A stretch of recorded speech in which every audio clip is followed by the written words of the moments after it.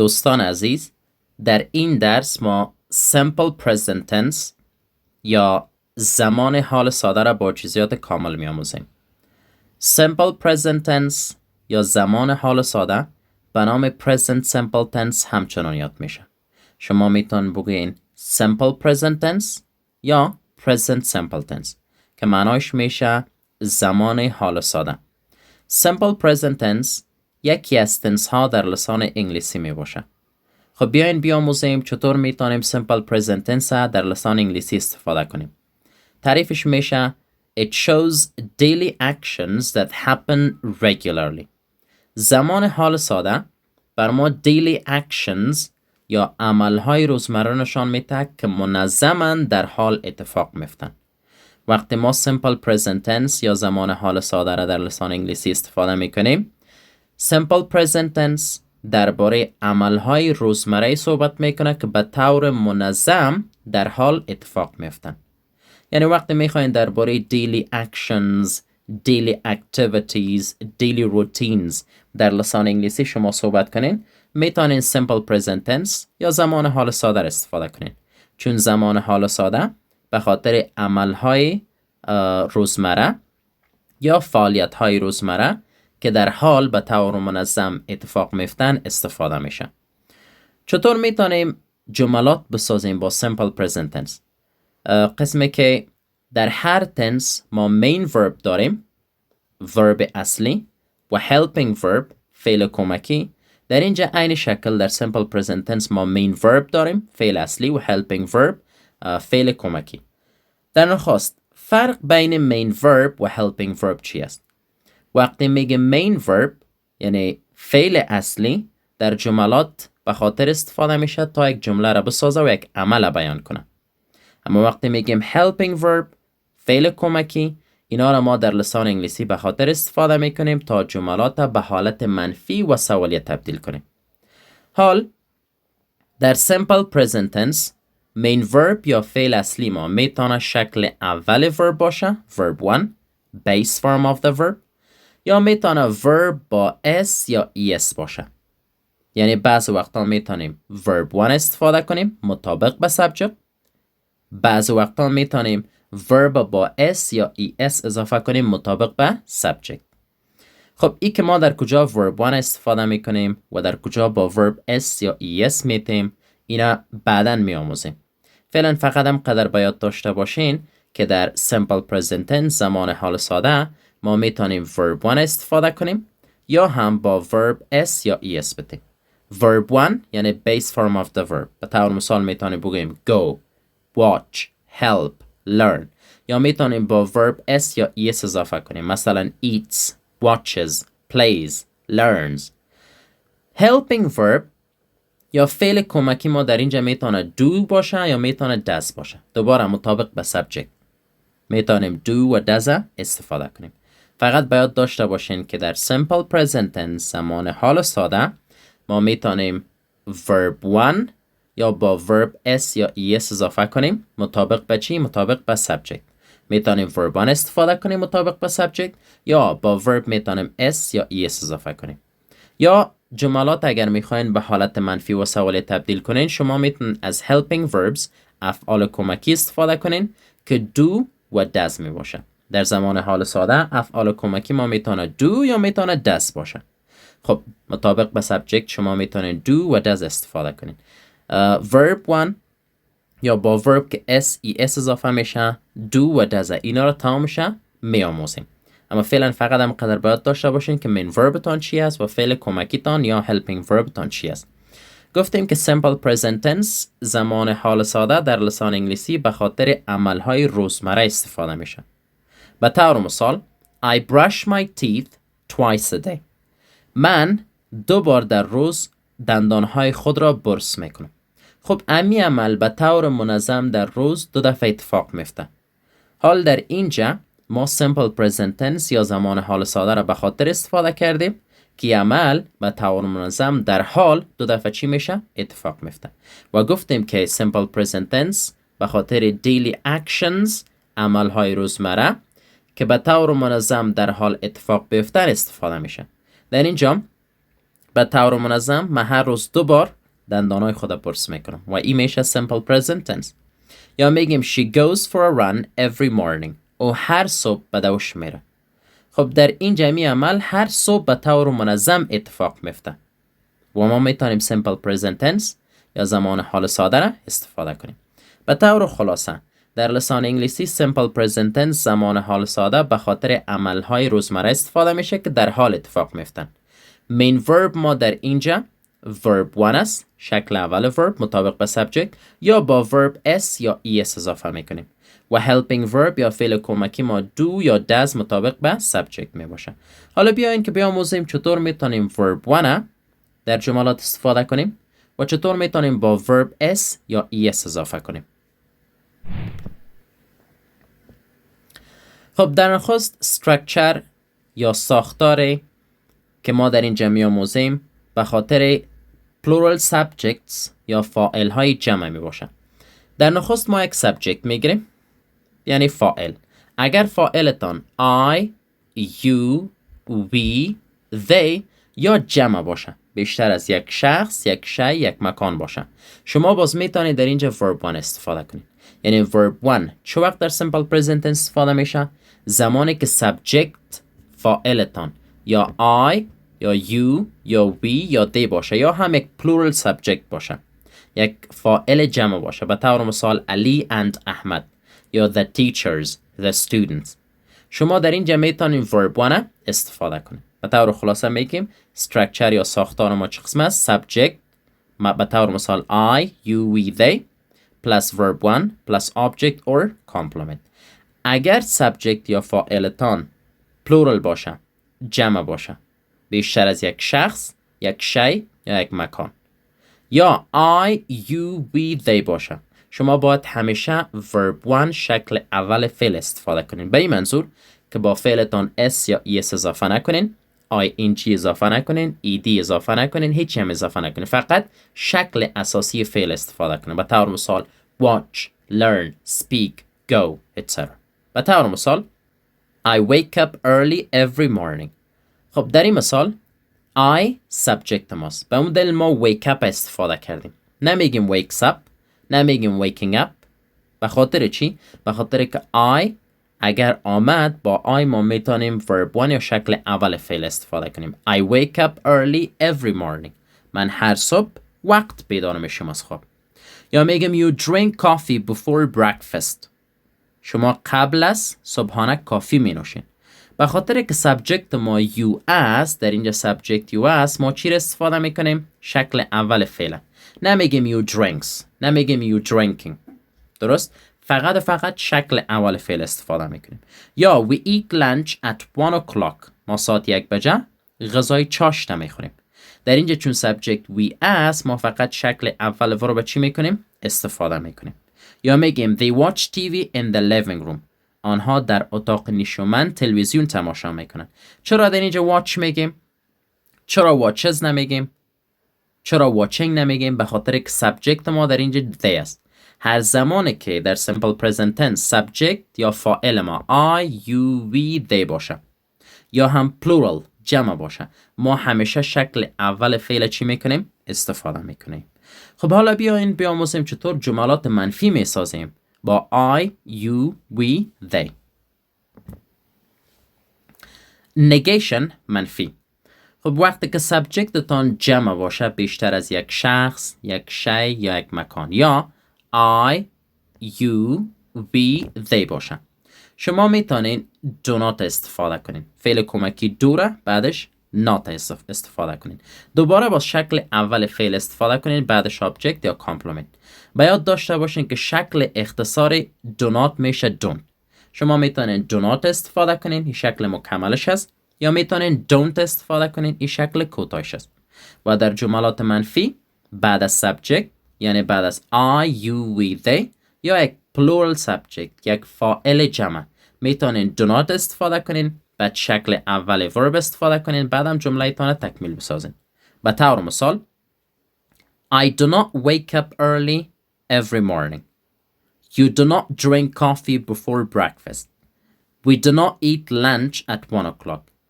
They do not watch TV in the living room. در تمامی جملات ما do not به خاطر استفاده کردیم که subject یا فاعل ما I, you, we و they است.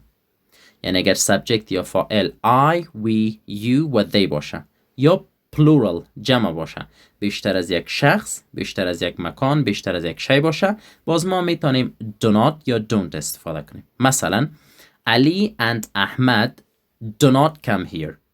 یا the teachers do not sit in the office. یا don't هم میتونیم استفاده کنیم. do not با don't یک معنی میتن، اما فرقشان براتون گفتم که do not شکل مکمل است، full form است. don't که است contraction اختصار است، اختصار do not است. پس در جملات منفی با I, we, you, they یا plural subjects ما میتونیم do not استفاده کنیم. questions جملات سوالیه. چطور میتونیم با I, you, we, they جملات سوالیه بسازیم؟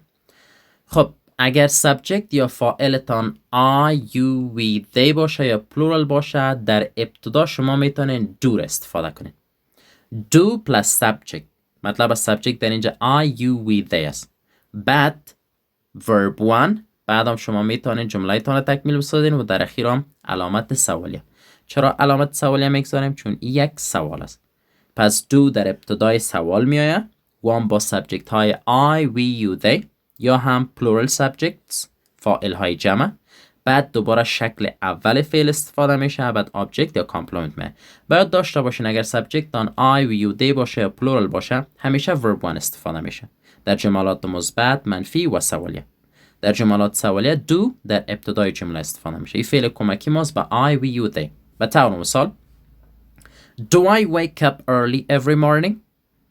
Do you drink coffee before breakfast? Do we eat lunch at 1 o'clock? Do they watch TV in the living room? تمام اینا سوالات هست، سوال پرسان میکنم، به خاطر که در سوالات ما میتونیم do را قبل از subject یا فاعل بگذاریم.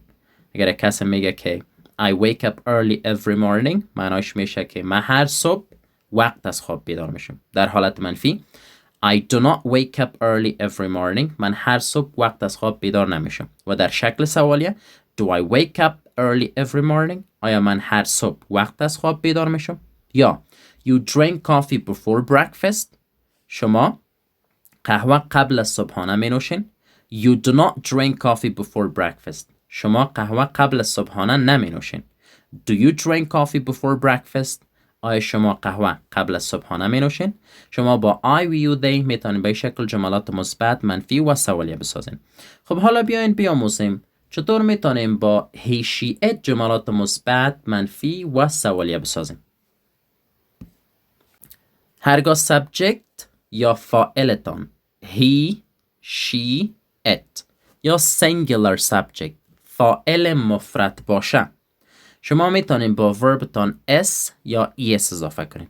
چطور میتونین s و چطور میتونین es اضافه کنین؟ این قوانین در همین ویدیو میآموزیم. خب هر زمانی که subject یا فاعلتان مفرد شد، یعنی he, she, it شد، یا یک شخص مفرد، علی، the teacher، my brother، هر چیزی که باشه، بعد شما میتونین در جملات مثبت، تنها در جملات مثبت با فعلتان s یا es اضافه کنین، یا s یا es. بعدم جمله تان تکمیل بسازین. به طور مثال He goes to school every day. او هر روز به مکتب می رود. در اینجا با go ما es به خاطر اضافه کردیم چون subject یا فاعل ما مفرد است. خب وقتی که subject یا فاعل he, she, it مفرد باشه، در اخیر ما میتونیم چی اضافه کنیم با فعل؟ s یا es اضافه کنیم. He goes to school every day. Another example She wakes up at 5 o'clock. او ساعت 5 بجه از خواب بیدار میشه. در اینجا به خاطر wakes میگیم، به خاطر که subject ما she است. یا it works very well. در اینجا subject it است، به اون دلیل با verb ما s اضافه میکنیم. یا میگیم احمد watches a movie every Friday night. هر شب جمعه احمد یک فیلم تماشا میکنه. احمد چون یک شخص است، یک subject مفرد است، در اخیر فعل ما es اضافه کردیم. یعنی فرق در اینجا است اگر subject تان مفرد باشه، he, she, it باشه، یا یک شخص، شی، مکان مفرد باشه، شما در اخیر فعل s یا es اضافه میکنین. و اگر مفرد نباشه، plural باشه، جمع باشه، یعنی بیشتر از یک شخص، بیشتر از یک شی، بیشتر از یک مکان باشه، یا I, we, you, they باشه. باز شما میتونین verb 1 شکل اول فعل استفاده کنین، در اونجا با فعلتان s یا es اضافه نمیکنین. حالا بعضا بیشتر از شاگردای سوال پرسان میکنن I من خو مفرد است. چرا با I فعل s یا es نمیگیرم؟ چون I first person است، شخص اول است. ما در اینجا با فعل s یا es زمان استفاده میکنیم که ما درباره شخص سوم گپ میزنیم. مثلا he, she, it, علی، احمد، محمود یا هر چیزی که باشه. زمانی که I میگیم I شخص اول است، به اون دلیل فعل اول یا base form of the verb استفاده میشه. پس اگر subject دان he, she, it باشه یا یک شخص، یک شی، یک مکان باشه، شما باید با verb تان s یا es فقط و فقط در جملات مثبت استفاده کنید.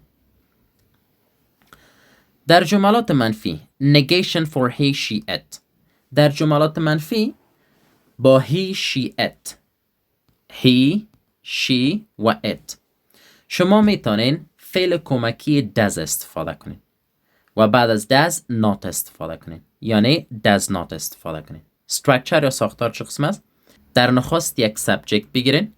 مطلب از subject ما در اینجا he, she, it است یا یک شخص مفرد. بعد subject شما میتونین does not استفاده کنین. بعد verb 1.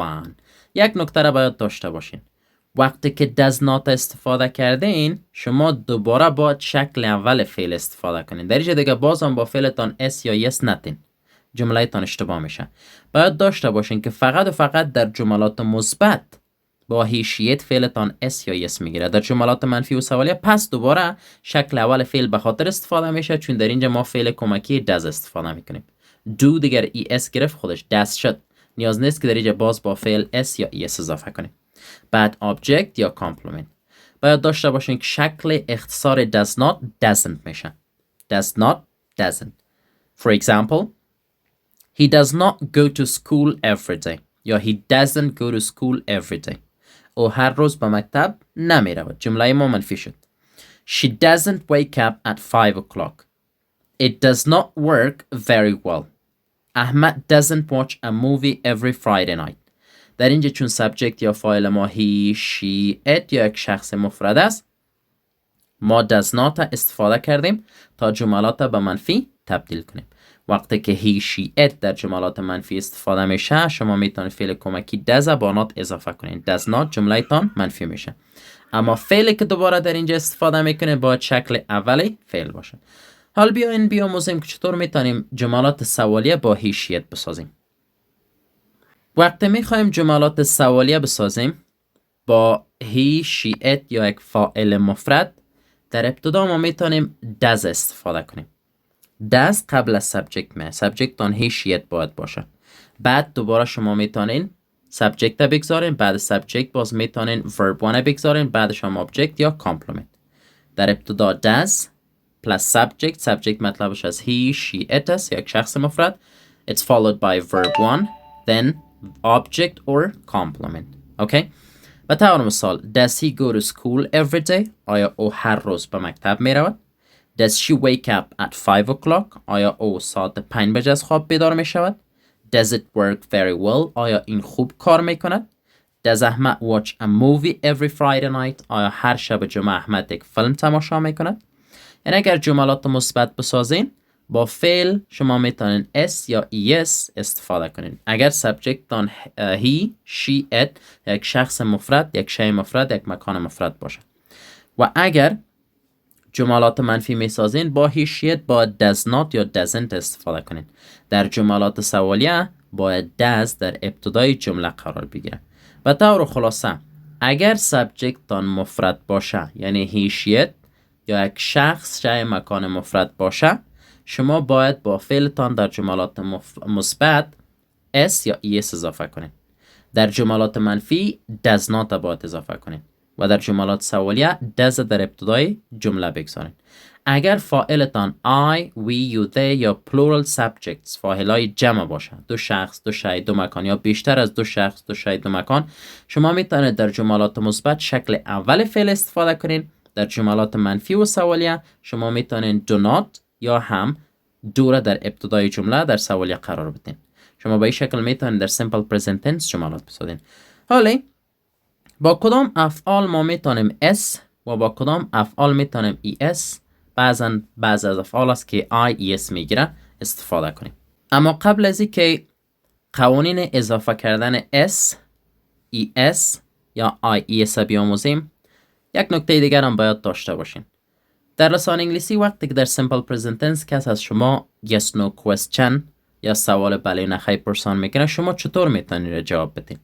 خب جوابتان میتونه یا affirmative مثبت یا negative منفی باشه. اگر مثبت باشه در ابتدا yes بگین، بعد subject do و does میتونید مطابق به subject بگذارین، یا does با he she it یا do را با I will they.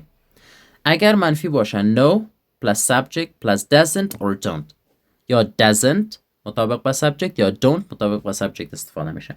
شما میخواین کوتاه جواب بدین سوالات yes no questions، شما میتونید از ساختارها استفاده کنید. مثلا کس سوال پرسان میکنه میگه does he go to school every day، شما میگین yes he does، جواب مثبت شد. no he doesn't، جواب منفی شد. نیاز ندارین که جوابتون طولانی بسازین. یا میگین do they play cricket every Friday؟ yes they do. no they don't. yes they do مثبت، no they don't منفی. خب اگر میخواین که yes no questions سوالات بله نه خیره به طور خلاصه و کوتاه جواب بدین، شما میتونید از این دو ساختار استفاده کنین. ساختار اول برای جوابات مثبت، ساختار دوم برای جوابات چی؟ جوابات منفی. حالا بیاین که بیاموزیم قانون اضافه کردن s es یا هم is با افعال. خب در لسان انگلیسی هر زمانی که سابجکت یا فاعلتان مفرد باشه، شما میتونین با فعل s es یا ies اضافه کنین. اینا از خود قوانین داره که در کجا باید s، در کجا es و در کجا ies در اخیر افعال اضافه شوند. در نخست داریم adding es. در کجا میتونیم es اضافه کنیم؟ میگه if the verb ends in s, double s, sh, ch, x or z, add es. اگر یک فعلتان با s, double s, sh, ch, x یا هم z ختم شود، اگر یک فعل با اینا ختم شود، شما در اخیر او فعل باید es اضافه کنید. با هیشیت باید es اضافه کنید. به طور مثال pass passes، wash washes، teach teaches، fix fixes. وقتی که pass میگیم با دبل s ختم شده، پس باید بگیم passes. وقتی که میگیم wash با sh ختم شده، باید بگیم washes. وقتی که میگیم teach با ch ختم شده، باید بگیم teaches. وقتی که میگیم fix با x ختم شده، باید بگیم fixes. هر زمانی که یک فعلتان با s double s sh ch x یا هم z ختم شد، شما میتونید es اضافه کنید. pass passes، wash washes، teach teaches، fix fixes. قوانین اضافه کردن ies با فعل چی است؟ If the verb ends in a consonant plus y, change y to I and add es to the verb. اگر یک فعل با consonant plus y ختم شود، ما میتونیم y با I تبدیل کنیم، بعد با فعل es اضافه کنیم. فرض کنید یک فعل با consonant plus y ختم شد. قبل از حرف y یک consonant داشتیم، یک حرف بی صدا، بعد y و کلمه ما به پایان رسید، ختم شد. ما اینمی y میتونیم به I تبدیل کنیم، بعدش در اخیر فعل es اضافه کنیم. چه قسم؟ مثلا cry. در اینجا قبل از y r است و r یک حرف بی صداست. ما میتونیم y به I تبدیل کنیم، بعد es اضافه کنیم با he she it. cry cries. یا میگیم fly flies. خب قبل از y در اینجا l است که l یک حرف بی صداست. در اینجا ما میتونیم y به I تبدیل کنیم و بعد es اضافه کنیم. اگر اینجا consonant plus y نباشه، vowel plus y باشه، باز فقط s اضافه کنیم. یعنی اگر consonant plus y بیاید قبل از حرف y یک حرف بی صدا باشه، ما میتونیم y به I تبدیل کنیم، es اضافه کنیم. و اگر امی قبل از y یک حرف vowel یا صدا دار باشه، باز ما فقط s در اخیر فعل اضافه میکنیم. مثلا play که از با y ختم میشه، قبل از او a است، a یکی از حروف های صدا دار است. در اینجا y با I تبدیل نمی کنیم، فقط s اضافه میکنیم. plays play plays. خب همین قانون دوباره در اینجا تکرار شده. میگه no change for certain verbs. If the verb ends in a vowel plus y, simply add s. اگر یک verb با vowel plus y ختم شود، قبل از y یک vowel داشته باشیم، باز فقط s اضافه میکنیم که من قبلا براتون ذکر کردم. play plays، enjoy enjoys. در اینجا قبل از y a آمده و یک حرف سادار است. در اینجا قبل از y او آمده که یک حرف سادار است. اگر consonant plus y باشه y به I تبدیل میکنیم، بعد es اضافه میکنیم. اگر vowel plus y باشه فقط s اضافه میکنیم. قانون چهارم adding s. For most verbs simply add s to the base form. بیشتر از افعال دیگه که از بدون قانون اول، دوم و سوم فقط اس میگیرن در اخیر با حیثیت. walk walks، run runs etc. خب دوستان عزیز، اینم پایان ویدیویمان درباره simple present tense. امید که از این ویدیو چیز آموخته باشین. اگر میخواین که در ویدیوهای بعدی تنس های بعدی را بر شما اکسپلین کنم یا تشریح کنم، صفحه ما را فالو کنین، از ما حمایت کنین. انشالله در ویدیوهای بعدی تنس های بعدی را با شما یک تدریس خواهم کرد. و اگر شما صنف آنلاین تک نفره میخواین یعنی انفرادی، شما میتونید از طریق واتساپ با ما در تماس شوین. ما معلومات کامل به شما میفرستیم.